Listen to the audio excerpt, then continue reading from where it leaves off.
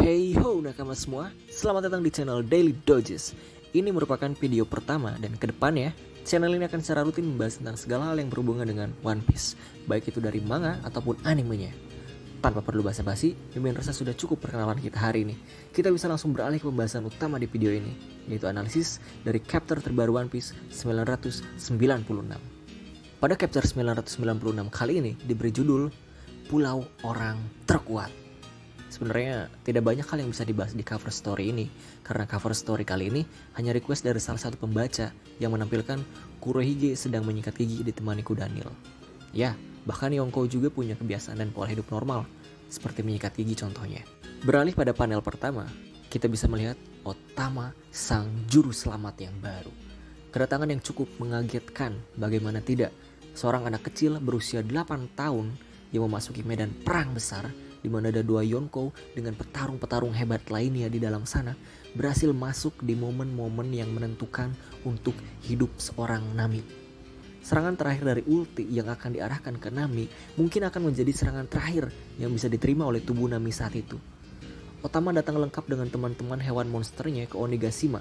Hal yang sama pernah terjadi di Marineford di mana Koby berhasil menyelamatkan Luffy secara tidak langsung dari kejaran Akainu.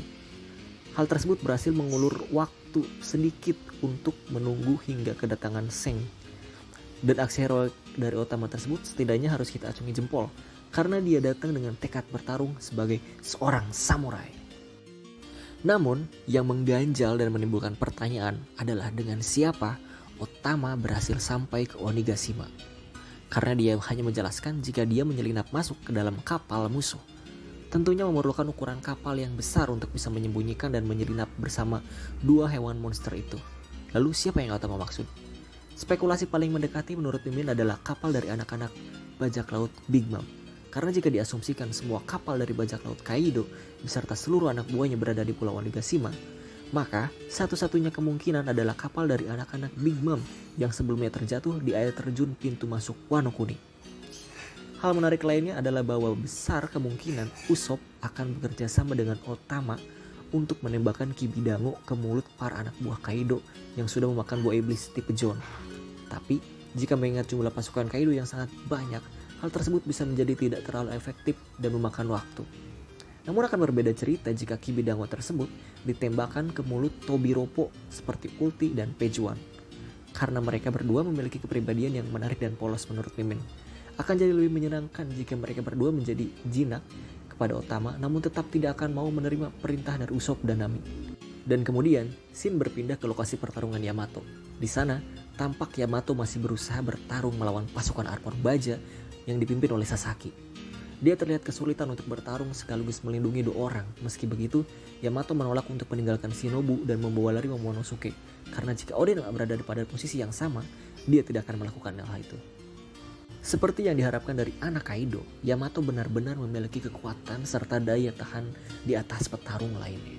Berkali-kali tubuhnya jadi sasaran dari tembakan bertubi-tubi pasukan armor baja, tapi dia masih bisa bertahan dan memberikan serangan balik yang menghancurkan pelindung baja yang dimiliki pasukan tersebut.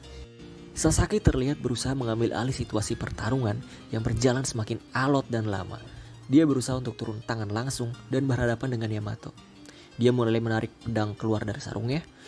Yamato yang melihat itu langsung memahami situasinya. Seketika giginya berubah menjadi tajam seolah dia memiliki wujud lain yang disembunyikan. Apakah mungkin jika Yamato juga merupakan pemakan buah iblis tipe Mythical John sama seperti Kaido? Tapi sepertinya Oda masih menyembunyikan kartu kejutan tersebut di momen lain. Karena tidak lama setelah itu Franky datang dengan diikuti oleh Hacha yang mengejarnya di belakang. Hal yang menarik di sini adalah Yamato mengenali Franky sebagai salah satu dari teman Luffy dan memberikan kepercayaan kepada Franky untuk menghadapi Sasaki. Sama seperti kru lainnya dari bajak laut topi jerami yang saling mempercayai kekuatan dan kemampuan teman-temannya. Gimana? Apakah Yamato udah cukup meyakinkan untuk jadi kru dari bajak laut topi jerami? Ini bakal jadi pembahasan yang panjang. Mimin akan buatkan video khusus untuk ini. Silahkan tulis komentar kalian di bawah jika kalian tertarik untuk membahas lebih jauh soal motivasi dari Yamato dan asal-usul keluarganya. Sementara itu, Shin beralih ke basement lantai 2. Di sana terlihat Lau berhasil membereskan semua anak buah Kaido yang ditugaskan untuk menjaga Poneglyph. Setelah kekalahan Doflamingo, saat ini Lau mungkin sudah kehilangan salah satu dari tujuan terbesar dalam hidupnya.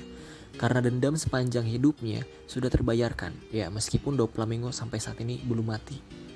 Tapi di sini Oda kembali memberikan objektif atau tujuan lain yang ingin dicapai oleh Lau. Ternyata, selama perjalanan bersama bajak laut topi jerami, Lau dan Robin sempat terlibat obrolan tentang Rod Poneglyph.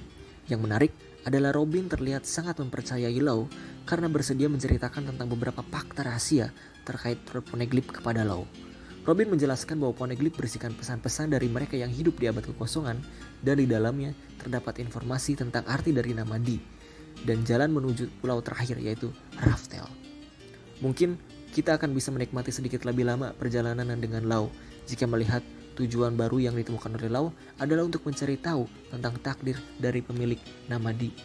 Beralih ke lantai 3, terlihat Kid dan Killer sudah lebih dulu berada di depan, sementara Luffy masih berada di lantai 2. Kid membawa banyak sekali senjata untuk persiapan menghadapi Kaido. Sepertinya kali ini Kid tidak ingin kalah untuk kedua kalinya. Sementara itu, di atap dari dom, para samurai Akajaya sudah berhasil ditumbangkan oleh Kaido. Meski menerima cukup banyak serangan, daya tahan tubuh dari seorang Yonko benar-benar sangat di luar logika.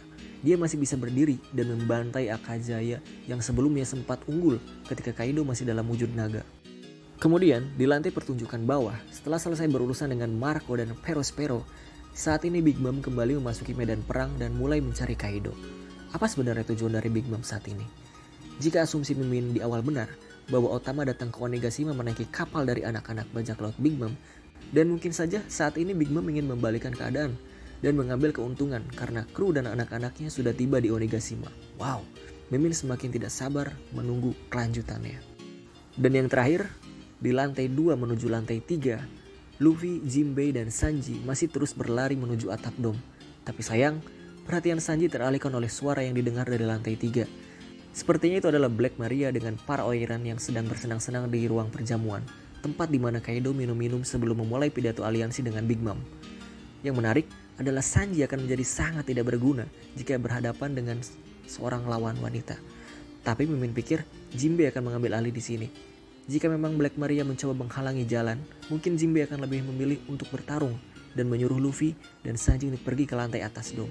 Karena sebenarnya Mimin masih berharap agar Sanji dan Zoro mendapatkan jatah pertarungan yang besar di Wano Kuni, seperti melawan All-Star yang tersisa, yaitu King dan Queen. Mimin sendiri yakin di lantai 5 kastil sudah menunggu King yang akan menghalangi siapa saja yang masuk dan mengganggu pertarungan dari Kaido. Sementara itu, jika tebakan Mimin benar, selama ini Queen berada di lantai 3 karena ruang perjamuan tempat Orochi dan Kaido sebelumnya berpesta sangat dekat dengan panggung eksekusi dari Momonosuke saat itu. Kita tunggu saja kelanjutannya karena sekarang jadwal perilisan One Piece tidak libur, jadi kita tidak perlu menunggu terlalu lama untuk melihat chapter 997. Oke, terima kasih untuk kalian semua yang sudah menonton video ini hingga selesai. Jika kalian suka dengan video ini, jangan lupa tinggalkan like dan berikan pendapat kalian di kolom komentar.